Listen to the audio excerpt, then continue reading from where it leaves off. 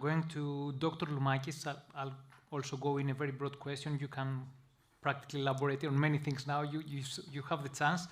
I would ask you, how should storage change the way PV projects are financed and contracted? You can go into technical details as well, because based on your previous question, I know you want to elaborate a lot of things there. Tell us what you feel is more... I don't know if you have the time to go into technical details, but what I would like to mention is that we will have two kinds of batteries in Greece. The standalone batteries that are standalone investments, and there the capacity is mainly 2 hours. We had an invitation from the Ministry of Energy for under priority taking connection terms. The limit there was overall 4.7 gigawatts. The interest was much more. It exceeded 10 gigawatts. Yeah. My opinion is that because we are in a very, very difficult situation of overcapacity because of photovoltaics, and because 2 to 3 gigawatts are coming in within this year to 2026, I think that all projects, all standalone battery projects that have applied in the Ministry of Energy invitation should take connection terms, presumed that they obey and they comply to the rules of the invitation. We do not have the luxury to leave projects outside of the invitation, and if somebody says that, okay, it doesn't mean that if you don't take connection terms under the context of the invitation of the ministry, that doesn't mean that you will not take connection terms directly from the administrator. According to my opinion and my experience, administrators, grid and system will delay a lot outside of the invitation of the ministry. So there is an urgent situation for standalone battery systems to take connection terms, presume that they obey the rules of the invitation. Of course. Okay, that's the first. So all these 10 gigawatts that are high credibility projects with high guarantees should have the chance, presume they obey the rules, to take connection terms. Now, there's a second category. Of course, administrators will continue to give connection terms according to the needs and the lines and the substations, etc.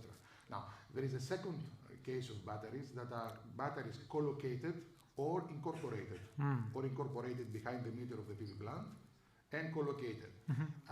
The rationale first is that, okay, if the problem of curtailments and zero to negative prices is solved through the standalone BESS systems, that's fine. We are not so optimistic. The problem will be heavy. For 2026, we expect the loss of income because of curtailments and negative zero prices to reach 30 to 40% of the average income of feed-in premium PV projects, projects that do not have priority of dispatch. So we expect that a lot of people will try to save their investments and incorporate batteries, or if we're talking about clusters of such projects, to make a co-located battery. There, the exercise is different. 2 hours is nothing. The problem of zero to negative prices exceeds 6 to 7 hours during spring, summer, and autumn, and during 2026 it will be worse. So, according to the financials of its project that will incorporate the battery, how much it is geared with bank loans, and what is the expected income from the shareholders, it's a different case. Yes, if something that it's not geared with bank loans, a 2-hour battery would save some energy, but it won't do much difference. So I think that there the batteries will be of longer duration. So we're going to have two kinds of batteries, because we're in a very difficult situation. So you are talking about the 2-hour batteries, which you think it might be problematic for the grid stability and the... This is the majority of the projects that are licensed from RAE and environmentally, and now have applied for connection terms. That can change. So the going connection into 4 terms hours that will be given, the majority of the 10 gigawatts are of 2-hour capacity. But no one should compare the overcapacity that we face in the country because of photovoltaics mainly, and renewables, but because of photovoltaics, directly one-to-one with the battery capacity.